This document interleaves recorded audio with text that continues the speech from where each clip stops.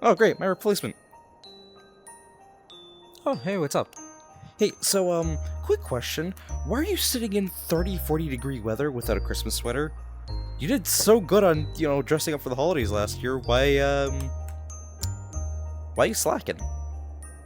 Yeah, I mean, it is a little cold, but, I'm from Florida, so I kind of need this kind of weather. That, and also I basically don't have anything else to wear. Ah, see, that makes sense, yeah. Hey, by the way, don't you have a thing to record a little, Parkaholics video? Yeah, why don't you go do that?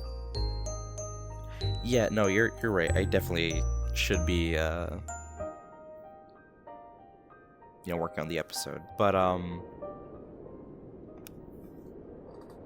I kind of have no way to leave. Everywhere's snowed in. Huh. Yeah, I didn't think about that. Wait, this is in VR chat. You know you could just leave the world, right? I could just do that. Yeah, let me, Yeah, You go do that. Yeah. Now, where do I go?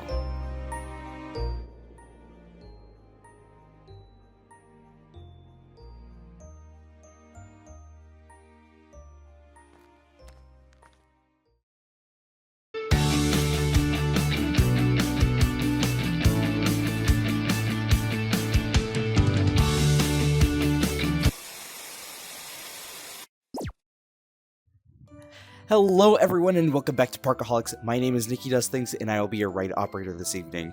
So this year we've got some major holiday treats hitting the parks and I'm in the process of doing all of my Christmas prep. So I figured, screw it, why not speed through all of it? We're gonna do a speed round. However, before we get to that, there's some major construction and park news happening. So I figured, since Parkaholics is all about, park news, park updates, and everything else in between, let's start with that, because I haven't been true to my word. I haven't been doing enough of that. That's...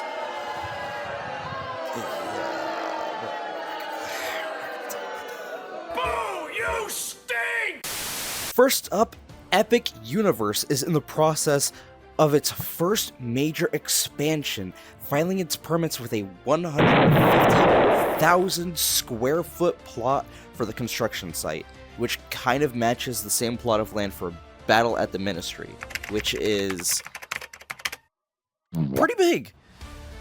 Which kind of left people to speculate that it might go to the Wizarding World over in Epic. I'm hoping for Zelda, maybe something Harry Potter. Your guess is as good as mine, but I would love to hear your thoughts, so please leave some comments down below. Tell me what you think. Maybe we can give each other some ideas of what might be going on while we're waiting for more information. Now, in the same fashion, Universal's main park is working on the replacement for Rip Ride. They're currently laying out the pipework for it, and the only two hints we have based on the signs alone are Back to the Future and Ghostbusters? Now, some of the people all over the internet think they'll make two attractions since the space left behind by Rip Ride can fit two different attractions. But that would come at the expense of making low-quality rides. Or at least, low-space rides? It really depends. But either way, we have no way of knowing just yet. We might get a great movie ride attraction with all the different Universal movies and its full history, from Jaws to Back to the Future, maybe even Jurassic World and Wicked, but it's kind of a stretch. So we just gotta watch and see what happens. Alright, finally, before we move on to the holiday park offerings, Disney recently showed off an animatronic walking Olaf character in the same fashion as the BDX droids that'll be part of the Frozen lands in Hong Kong and Paris.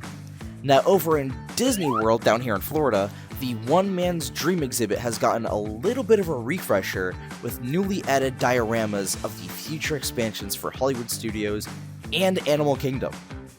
They previously had these on display at D23, but now they're in the open for everyone in the parks to see. We can get a better look at what to expect from the Monsters, Inc. section coming to studios, and the Latin Americas coming to Animal Kingdom.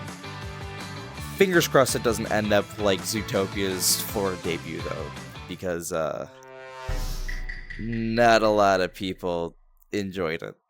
I heard word everywhere, and people would have preferred Bug's Life. And now, on to all the holiday shenanigans. Universal is doing a couple awesome things this year. They've brought back their holiday parade with their large, festive character balloons and floats, so bring some popcorn and your family to come watch the floats pass by. Now, they've also offered a little holiday tour with reserved seats at stage shows, meet and greets with Santa, Earl the Squirrel, and the Grinch, as well as some other characters, and priority access to an attraction of your choice. The Universal Tribute Store is live and ready for visitors to the workshop. Although the Universal Parks have a small store with Christmas merch year-round, the Tribute Store has way more to offer and might even have some deals in store for you. You never know.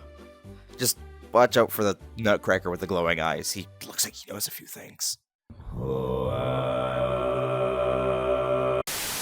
Grinchmas is in full swing this year with the returning Grinch meet and greet as well as the Holiday Spectacular. So go caroling with some Who's and give the Grinch a nice white onion to celebrate the holiday season. And finally for the Universal Parks, the Wizarding World has been decked out for the holiday season. From Hogsmeade and Diagon Alley to even Wizarding Paris and Epic. So go get yourself some warm butterbeer, maybe Accio a few gingerbread cookies, and have the most magical holiday you can when you step into Diagon Alley, Hogsmeade, and Paris. From a fantastic light show on the Hogwarts Castle, to watching great performances by the Amazing Frog Choir, or even Celestina Warbeck and the Banshees. They've got all the magic you could ever ask for. Alright, as for Disney over on the East Coast, Disney World has a few really cool holiday events.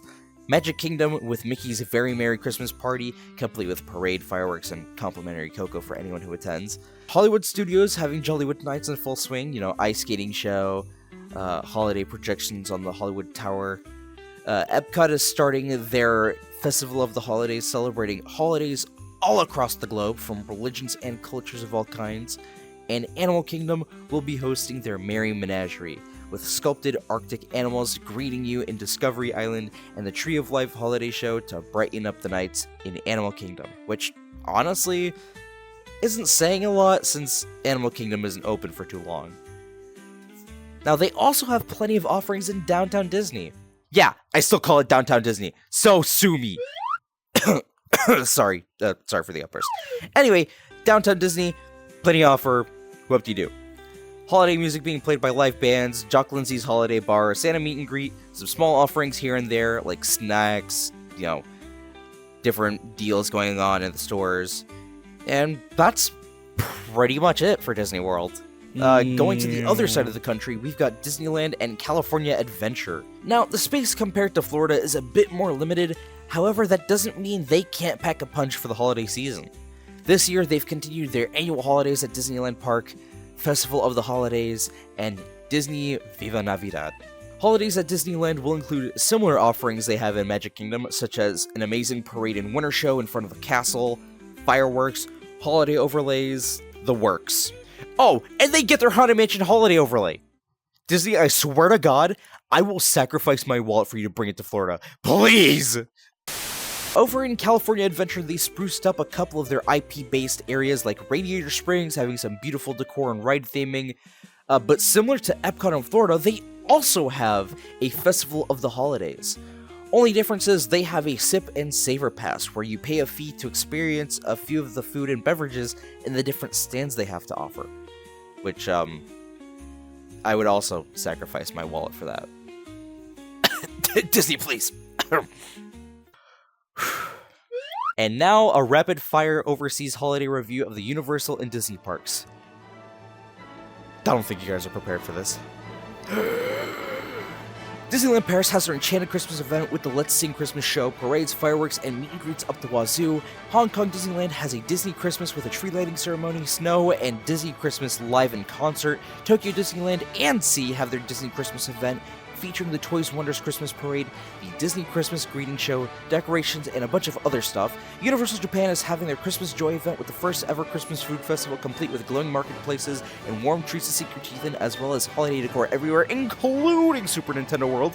And finally, Universal Singapore is having their Universal Christmas event with the Santa's Rockmas Rock All Night Show, a projector show on the Far Far Away Castle, and more warm treats and Christmas decorations for all to see. Oh my god, that was a lot. Oh, I can't believe I did that all in one take. That was like the third try. Maybe fourth. That was a lot. But, those are all the holiday offerings of the theme parks this year. Will you be going to any of the overseas events, or will you find your own way to deck the halls this year at home?